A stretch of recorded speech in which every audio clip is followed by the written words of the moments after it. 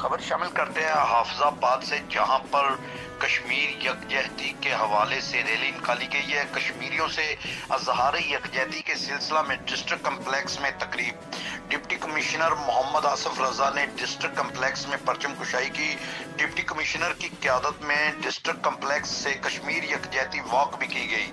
Walk میں سرکاری افسران، شہریوں، اساتذہ، طلباء اور ریسکیو اہلکار شریک تھے۔ اسکولوں، کالجوں کے طلباء، اساتذہ اور شہریوں نے انسانی ہاتھوں کی زنجیر بھی بنائی۔ پاکستانی قوم اپنی کشمیری مسلمان بہن بھائیوں کے ساتھ ہے۔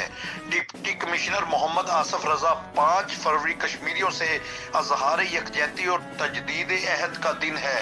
ڈپٹی کمشنر کا کہنا ہے اقوام متحدہ پاس کردہ قرارداد کے مطابق کشمیریوں کا حق ارادیت دلوائے۔ ڈپٹی کمشنر نے بھارت سے 70 سال سے بے گناہ معصوم کشمیری مسلمانوں پر ظلم کر رہے ہیں۔ ڈپٹی کمشنر کا کہنا ہے اقوام متحدہ کو کشمیریوں پر بھارتی مظالم کا نوٹس لینا چاہیے۔